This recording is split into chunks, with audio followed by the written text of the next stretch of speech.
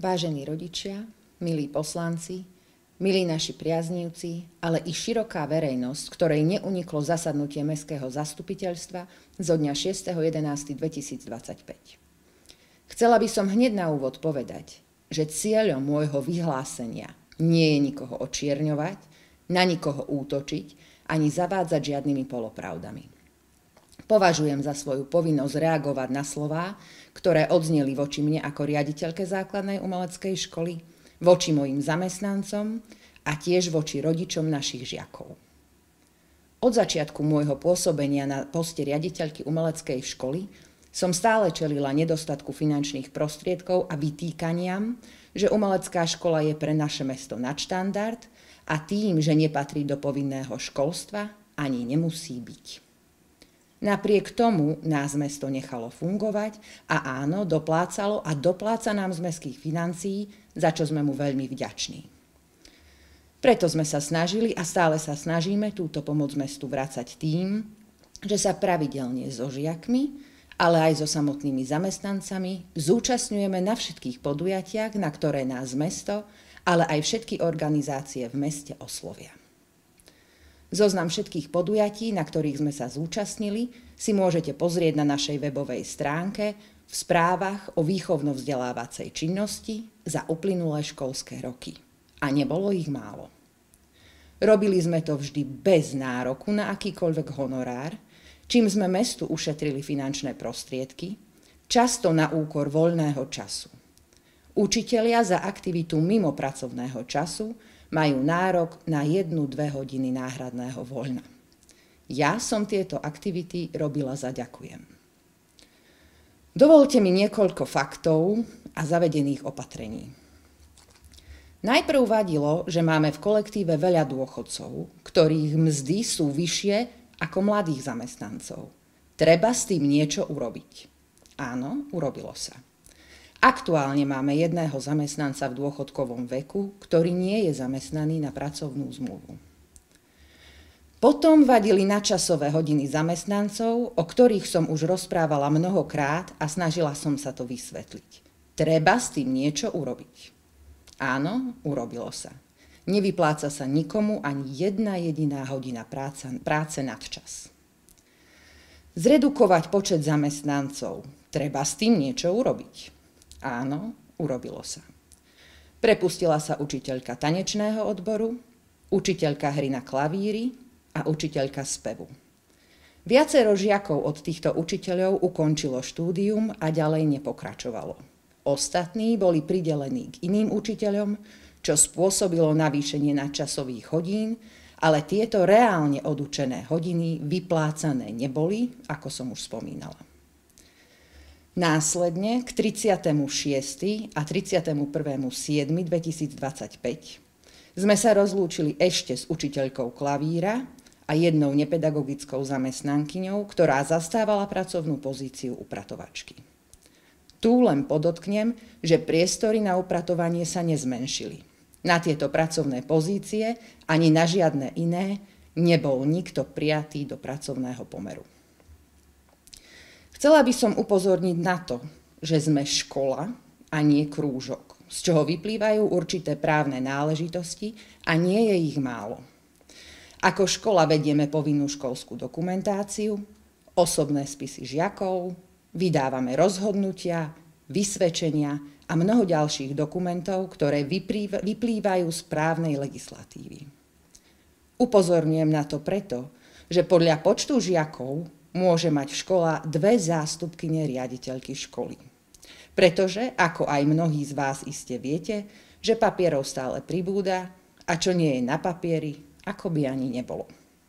Jedným z ďalších opatrení bolo aj vzdanie sa jednej zástupkyne, čo spôsobilo navýšenie práce pre zostávajúcu zástupkyňu a tiež administratívne pracovníčky i mňa. Ďalším zavedeným opatrením bol nábor žiakov do skupinového vyučovania a umožnenie žiakom individuálneho odboru navštevovať skupinové vyučovanie zadarmo.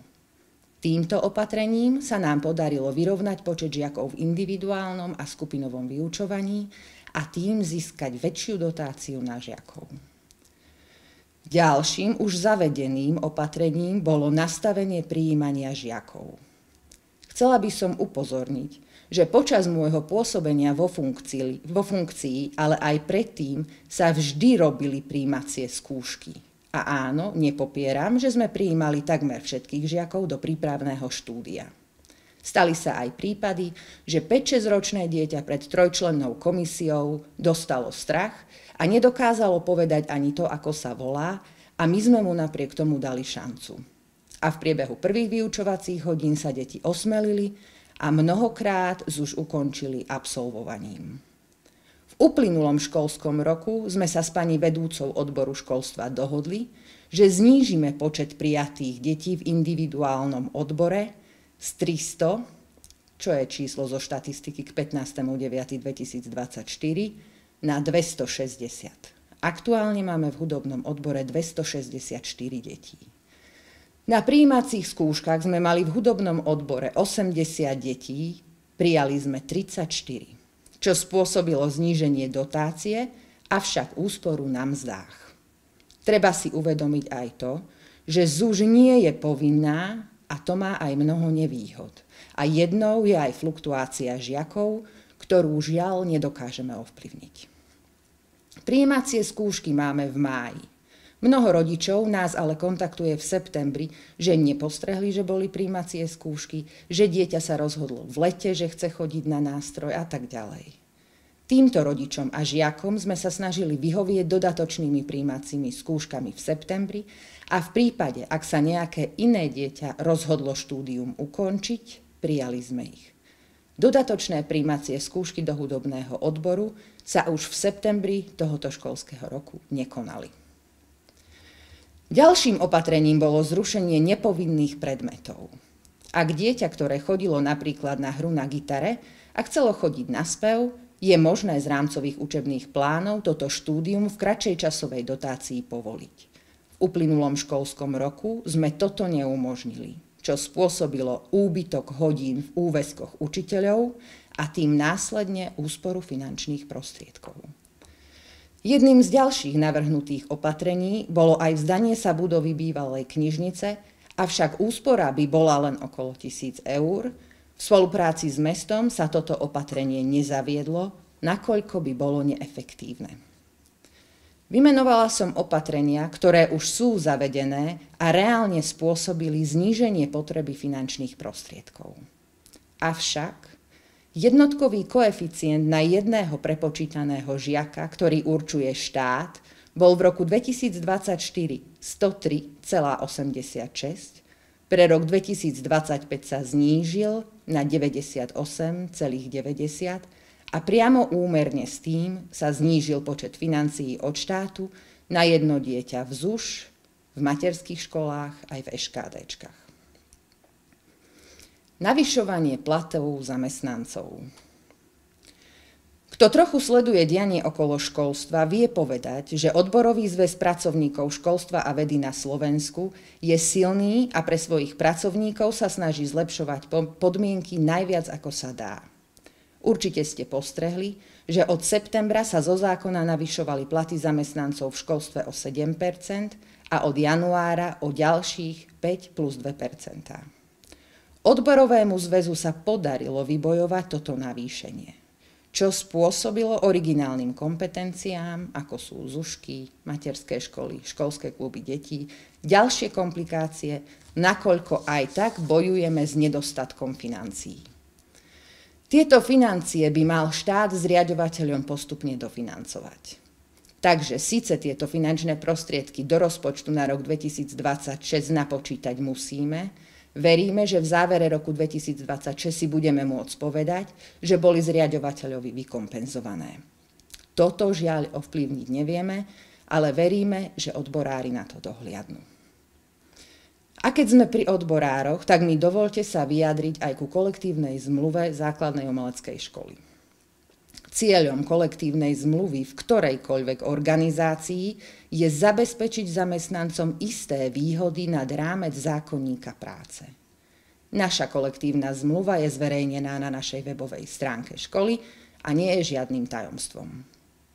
Základná organizácia Odborového zväzu pracovníkov školstva a vedy na Slovensku má silné základy aj v našom meste. A áno, určenie platu zamestnancom nezávisle od dĺžky praxe je benefit pre nepedagogických zamestnancov, ktorý môžete nájsť vo viacerých kolektívnych zmluvách nášho mesta, prístupných na webových stránkach príslušných organizácií, ktoré spadajú pod menovaný odborový zväz. Takisto je to aj s dovolenkami a ich navýšením o 5 pracovných dní, ktoré však výšku financií neovplyvňujú. Nepedagogickí zamestnanci sú tiež súčasťou školy a bez nich by škola ako samostatný právny subjekt fungovať nedokázala. Tabuľky platov nepedagogických zamestnancov boli dlhodobo pod minimálnou mzdou a odborový zväz ich chcel takouto cestou chrániť. Pedagogickí zamestnanci majú možnosť príplatkov za triednictvo, za profesijný rozvoj, za uvádzanie pedagogických zamestnancov. Nepedagogickí zamestnanci túto možnosť nemajú. Ak sa spomínalo 50 000 eur, tak je to v prepočte za 16 rokov pri 6 zamestnancoch 43 eur na mesiac. Oproti platu, ktorý by mal zamestnanec pri nástupe hneď po ukončení školy. Zároveň by som spomenula rekreačné poukazy, ktoré ZUŠ ako jediná škola v meste nemá, pretože nemá 50 zamestnancov. Je to benefit, ktorý nájdete aj v kolektívnej zmluve mesta. Jeden zamestnanec má nárok na prefinancovanie do 275 eur. Je to benefit, ktorý patrí zamestnancom zo zákona a chcem ním len poukázať na to, že sa vždy nemeria rovnakým metrom pre všetkých, lebo sa to proste niekedy nedá. A v našej spoločnosti nie je učiteľ ako učiteľ, nie je nepedagogický zamestnanec ako nepedagogický zamestnanec. Pracovná náplň administratívnych pracovníkov v ZUŠ. Naša škola má 2 administratívne pracovníčky, ktoré zastávajú kumulované pracovné pozície. Čo to znamená? Jeden zamestnanec vykonáva rôzne pracovné pozície. Zamestnanec musí ovládať rozsiahlejšiu právnu legislatívu, musí byť flexibilný pri rôznych pracovných úlohách, pretože chvíľu robí mzdy, v zápäti musí prepnúť na korešpondenciu, do toho komunikuje o dokumentoch školy so zamestnancom alebo s vedením a tak ďalej. Zamestnanec je nútený promptne reagovať a meniť svoje pracovné plány podľa toho, čo je aktuálne prioritou. Takéto pracovné pozície sú psychicky omnoho náročnejšie a často spôsobujú, že zamestnanec je nútený dovzdelávať sa v jednotlivých oblastiach vo svojom voľnom čase, pretože na odborný rast počas pracovnej doby nie je čas. Personalistka a mzdárka okrem tejto pracovnej agendy vykonáva v ZUŠ aj nasledovné činnosti, na ktoré je vo väčších organizáciách zvlášť pracovná pozícia. Evidencia a spracovanie pošty. Vedenie registratúry a archívu v súlade s predpismi. Evidencia a správa majetku. Inventarizácia majetku, podklady a spracovanie. Právny dohľad nad dokumentáciou školy, príprava podkladov pre kontroly. Kontrolná činnosť odovzdávania podkladov od zamestnancov.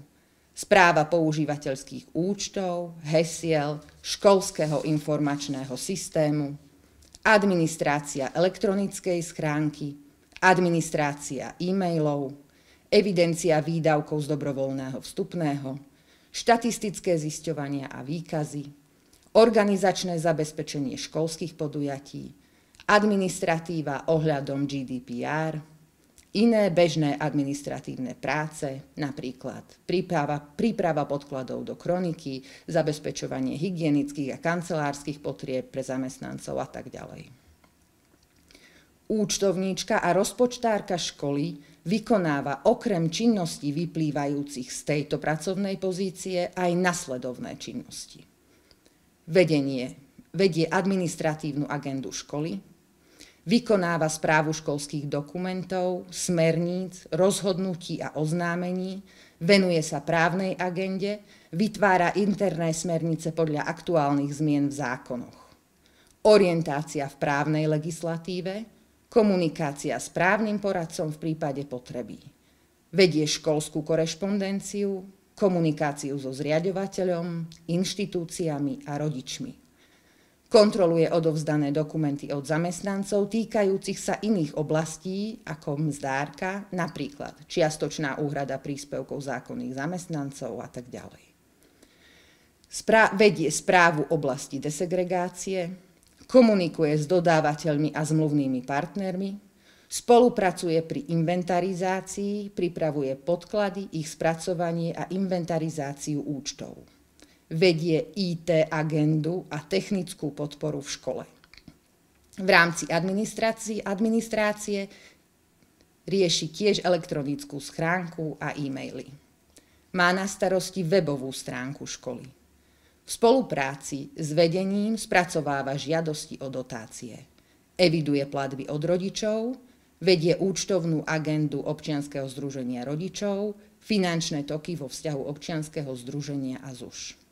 Podieľa sa na zabezpečovaní školských podujatí, v spolupráci s pedagogickými zamestnancami, rieši dokumentáciu ohľadom súťaží a z nich vyplývajúcich povinností. Tieto dve zamestnankyne zastávajú v praxi pracovné pozície ako administratívny pracovník, pracovník v podateľni, registratúrny pracovník, hospodár, archivár, mzdár, personalista, účtovník, ekonóm, IT referent, právny administrátor, asistent riaditeľa, z časti suplujú chýbajúcu zástupkyňu a upratovačku v škole. Z tohto dôvodu mám za to, že ich pracovné zaradenie na 100% úväzok je plne opodstatnené a nevyhnutné na zabezpečenie riadneho, zákonného a efektívneho chodu školy. A áno, tieto zamestnankyne majú vyššie osobné príplatky a som si istá, že každý vedúci zamestnanec sa obklopí kvalitnými a zodpovednými pracovníkmi, na ktorých sa vie obrátiť 24 hodín denne, ktorých vie kedykoľvek stiahnuť z dovolenky, s ktorým vie kedykoľvek zavolať, ak niečo potrebuje, ktorí sú ochotní si zobrať domov prácu, aby pripravili podklady, ktoré treba do zajtra pripraviť, ktoré so mnou do noci ostanú v práci, ak je to potrebné. A takýchto zamestnancov si treba vážiť a tieto zamestnankyne také sú. A bez pochyby aj všetci ostatní nepedagogickí zamestnanci. A som nesmierne vďačná aj pedagogickým zamestnancom, ktorí mi nikdy nepovedali nie, ak som ich poprosila o vykonanie aj takých činností, ktoré zďaleka neboli náplňou ich práce.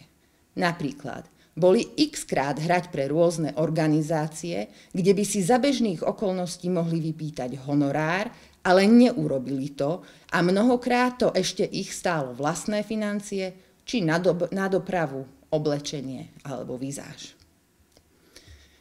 Údržbár, školník.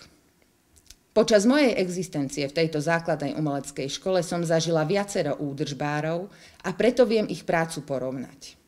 Preto to poviem veľmi stručne a rýchlo. Je to človek, ktorý ZUŠke šetrí peniaze.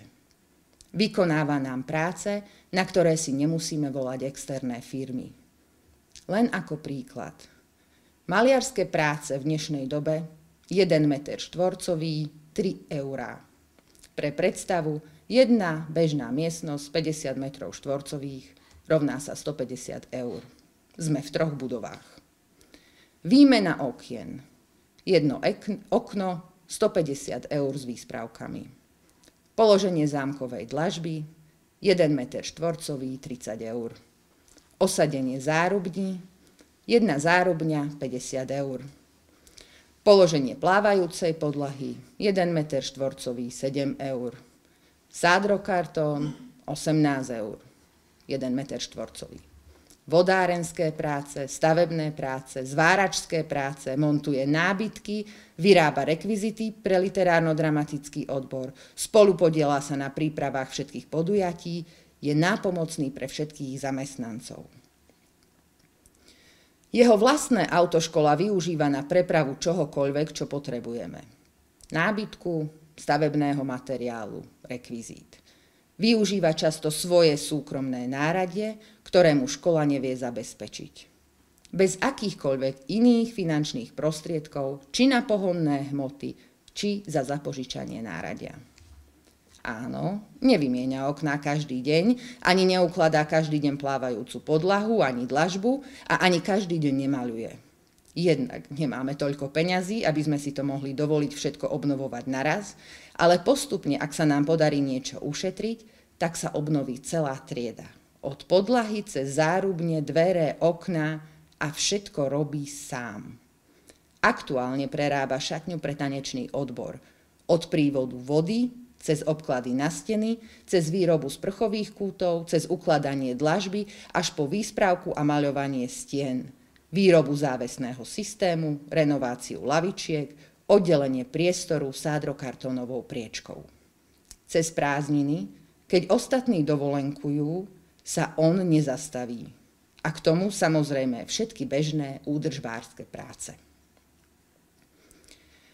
Súkromná základná umelecká škola a naša ZUŠ. Vysvetľovala som to už snáď 1000-krát, ale asi to nebolo pochopené, tak to skúsim opäť. Dotácia na žiaka v základnej umeleckej škole sa rozdeľuje na dve časti. Iná je výška dotácie na žiaka v skupinovom vyučovaní a iná v individuálnom vyučovaní. Pre jednoduchšie pochopenie čísla zaokrúhlim. V individuálnom vyučovaní je dotácia na jedného žiaka 1400 eur. V skupinovom vyučovaní je dotácia na jedného žiaka 400 eur. Jeden učiteľ v individuálnom vyučovaní dokáže pri 23-hodinovom, teda pri 100% úväzku, odučiť 15 žiakov krát 1400 eur sa rovná 21 000 eur. Jeden učiteľ v skupinovom vyučovaní dokáže pri 23-hodinovom, teda 100% úväzku, odučiť 120 žiakov krát 400 eur je 48 000 eur. Súkromné umelecké školy, a nie len v Rožňave, ale po celom Slovensku, sú prvotne založené na skupinovom vyučovaní, lebo iba tak dokážu prežiť. Je preto veľmi podstatné, ak sa bavíme o ZUŠkách na Slovensku, neriešiť len celkový počet žiakov, ale aj počet žiakov v individuálnom a skupinovom vyučovaní. Lebo mať 300 žiakov v skupinovom vyučovaní sa rovná 120 000 eur, ale platíte 3 učiteľov, čo vychádza 40 000 eur na jednu osobu. A mať 300 žiakov v individuálnom vyučovaní sa síce rovná príjem 420 000 eur, ale musíte platiť 20 učiteľov. To znamená, 21 000 eur vám ostane na jedného učiteľa. Naša škola bude v roku 2026 oslavovať svoje 70. výročie a od začiatku bola v prvom rade založená na hudobnom odbore, teda na individuálnom vyučovaní. Snažíme sa každoročne zvyšovať počet žiakov v skupinových odboroch, ale v tak malom meste, ako je Rožňava, je to náročné. Aj popri širokej ponuke krúžkovej činnosti v školách.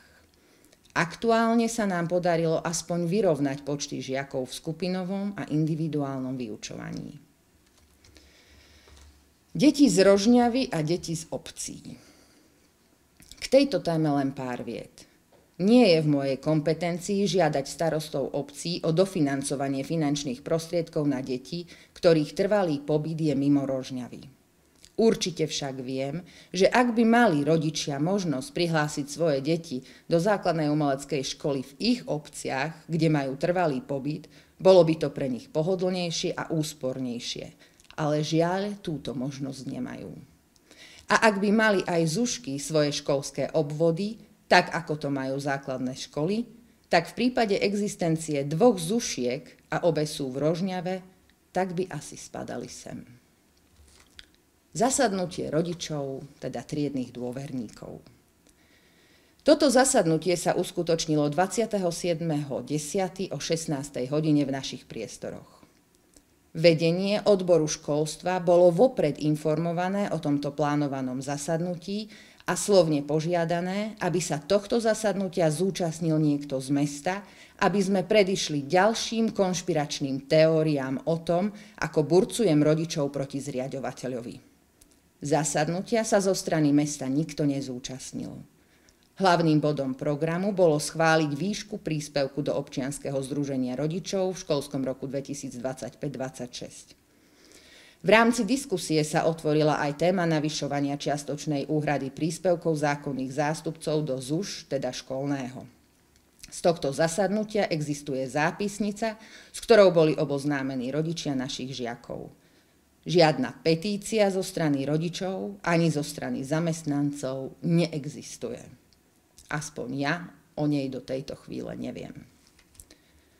Dovolte mi ešte niekoľko slov. Ku kontrole z mesta. Poslednú kontrolu z mesta sme mali minulý rok. Správa z tejto kontroly sa dá dohľadať na webovej stránke mesta. Pani hlavná kontrolórka na zasadnutiach mestského zastupiteľstva pravidelne číta správy z kontrol a o našej tiež informovala poslancov. Musím podotknúť, prácu pani kontrolórky si vysoko vážim. Vždy nám bola nápomocná a jej odborné znalosti nám v minulosti mnohokrát pomohli. Ku odmenám. V posledných rokoch ani jeden zamestnanec školy nemal vyplatenú inú odmenu, než tú, ktorú ukladala vyplatiť legislatíva.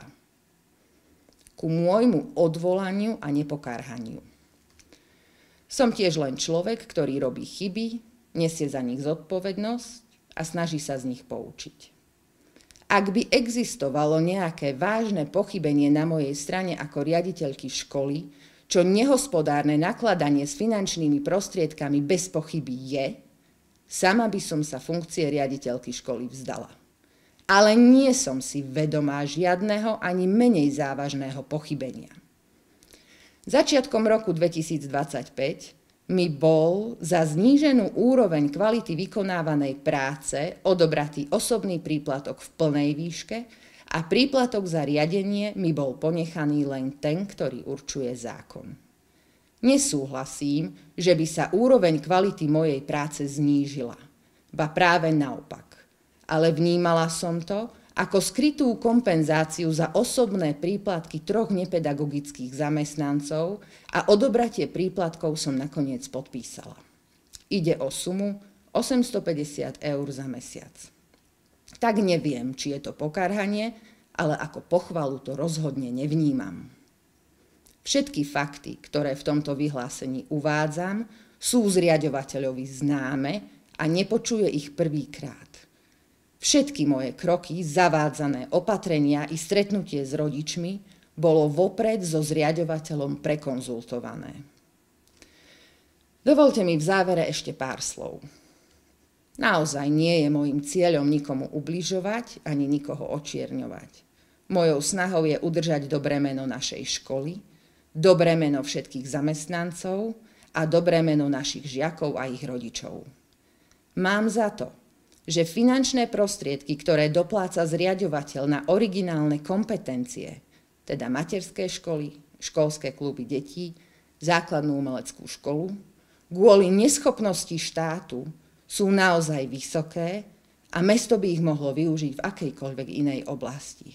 Avšak som absolútne presvedčená o tom, že táto investícia je dobrá a potrebná, pretože investuje do budúcnosti nášho mesta. Deti a mládež sú naša budúcnosť a investície do nich vo všetkých oblastiach, vrátane budovania ich lokálpatriotizmu, majú pre budúcnosť nášho mesta najväčšiu a nezameniteľnú hodnotu.